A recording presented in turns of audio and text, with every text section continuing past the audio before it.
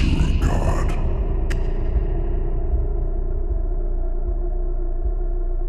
When Andromeda was still taking shape, the last light of ancient stars drifted through the dark, crossing clouds of gas that still burned from their birth. In a hollowed void no chart could ever capture, matter collapsed on itself until the dark began to move. Heat, ash, and shattered stone packed together, pressed tighter by forces with no name. The storm inside that hollow should have cooled, but in that darkness it refused to. The pressure folded inward until the storm steadied. What began as fire hardened into shape, and from that pause, consciousness stirred. The being flexed his new shape and watched light splinter away from him. Awareness gathered into a single truth, which was this: it existed, giving itself a name, Zynozu, though there was no one yet to speak it back. He was not born a god. He began as will, and that will drew matter to itself.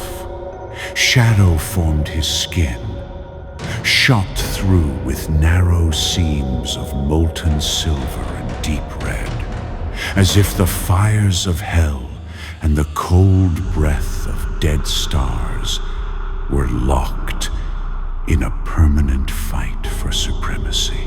Where eyes should have been, storms of gas churned, tearing and rejoining in restless motion. When he first spoke, the sound wasn't just heard, but was pushed by the light from the nearest suns until they dimmed. Two forces had made him neither merciful. The dust of collapsed giants gave him weight, and the memory of creation. The heat of the infernal plains gave him an appetite.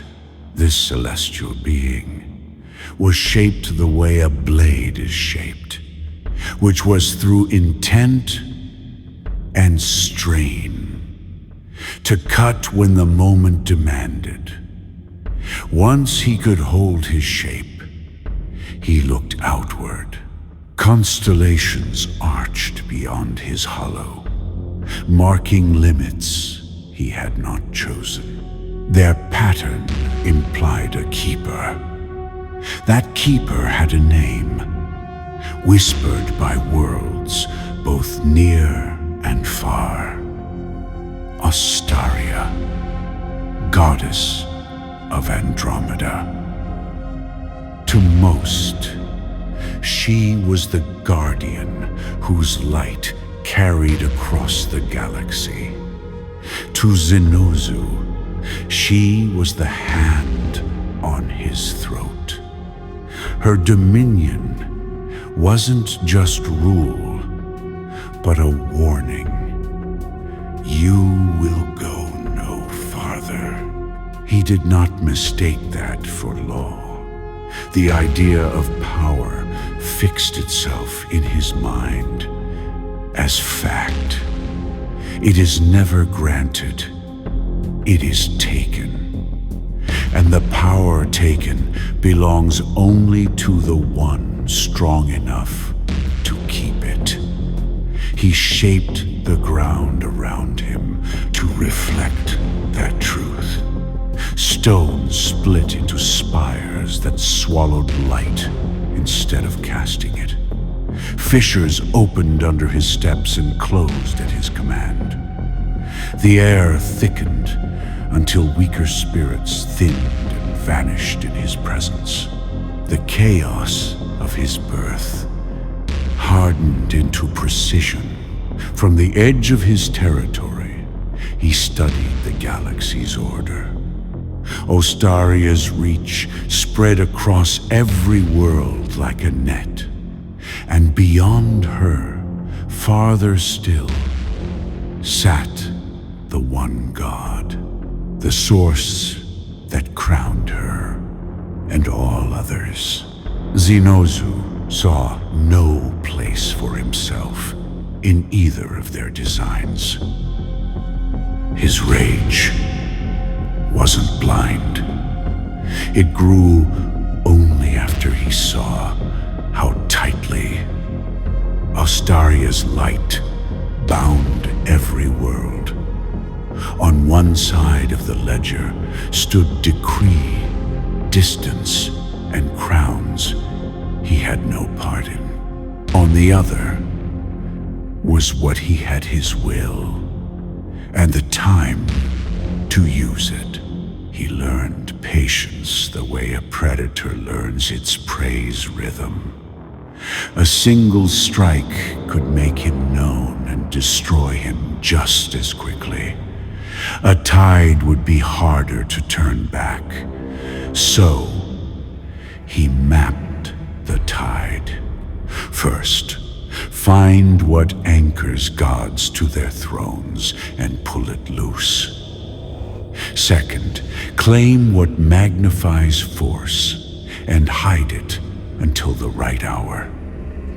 Third, turn neighbors into tools, then into witnesses. Let his name reach the galaxy ahead of him, not as rumor, but as inevitability.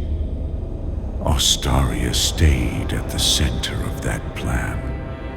Her light, her order, her place above him, all of it would end.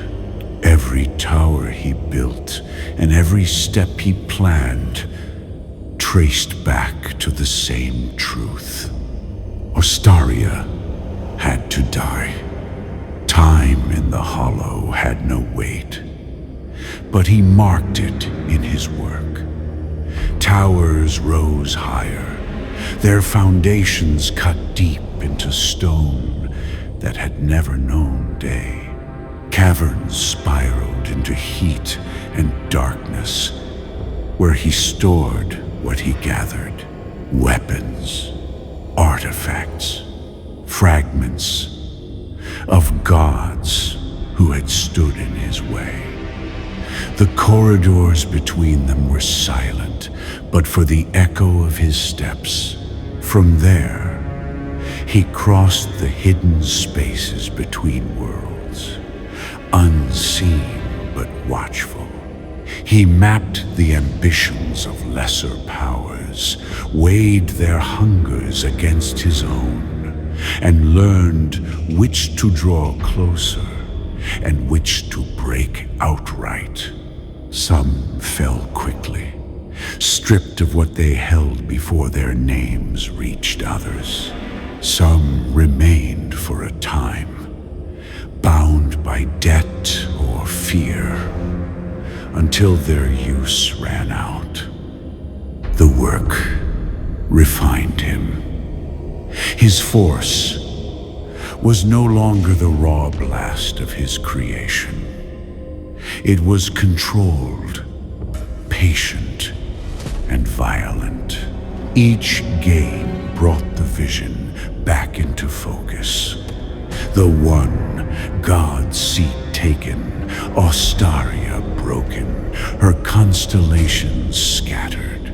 To Zynozu, this was not rebellion.